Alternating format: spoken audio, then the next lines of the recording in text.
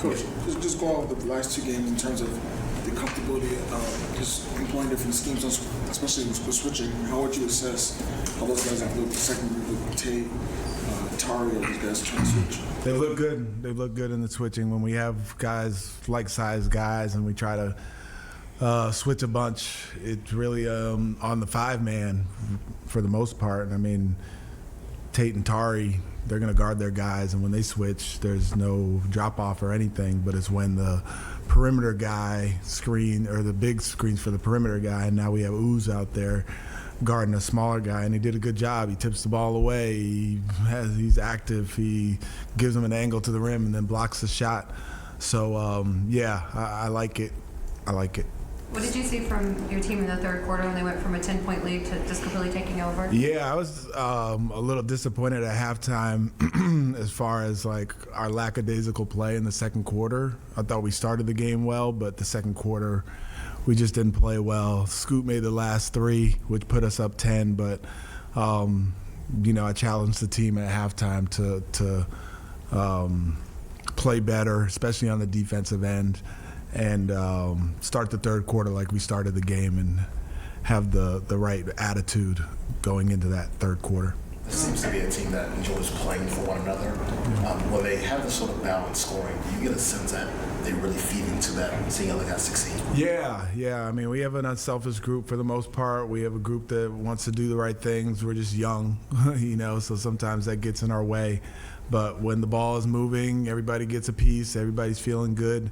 And again, it starts on the defensive end. If we can get some stops and get some steals or get some rebounds and get the ball up the floor and get these fast break points that we've had the last couple of games, what we have tonight, 34 and then 30 last night, that keeps everybody in the game, and we're not playing so slow. Is that a benefit potentially of a team growing together, that they can kind of understand all these things as a group and keep getting better collectively? Yeah. I mean, it's easy to teach off of stuff like this, when they see the positives as a result of doing things the right way. So, when they see that when we pass ahead and we get fast break points, or when we're intentional about what we're doing defensively, it pays off, then that usually leads to us doing it more. So hopefully that's the case. To score 74 points in the paint again, do you think that led to some better looks from the perimeter? Yeah, it always does.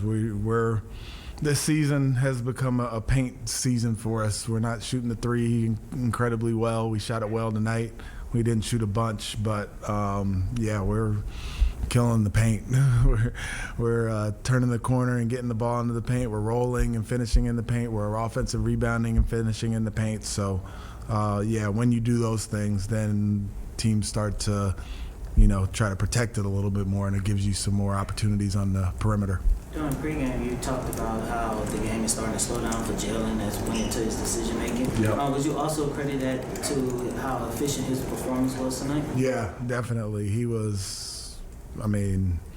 got rolling for a while there, but I think overall his game, he's finding his ways to get into the paint. He's finding his ways to draw the second defender and make the little dump-off pass to Alpe. I thought Alpe's screening was really, really good tonight. I thought actually Alpe played a good game on both ends of the floor, defensively and offensively. But his screening, when he screens the way he did tonight, it opens it up for everybody. So, Jalen did a good job, but I thought Alpe was really good. You've had so few games with everyone available. Yeah. Does this kind of give you an idea of what this team can be, especially over this stretch? Yeah, it does. Like I said, trying to figure out rotations with the full group is the new challenge.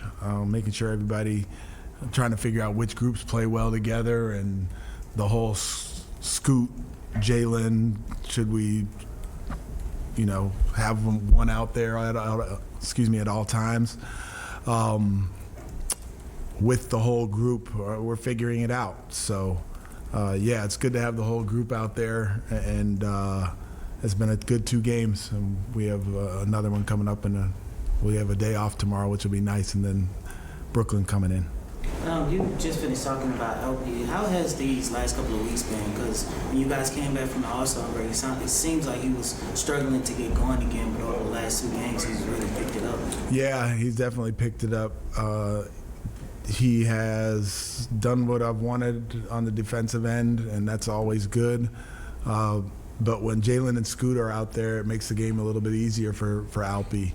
And he has a way of making the game easier for everybody else. So there is an adjustment for him because he's not getting the ball quite as much.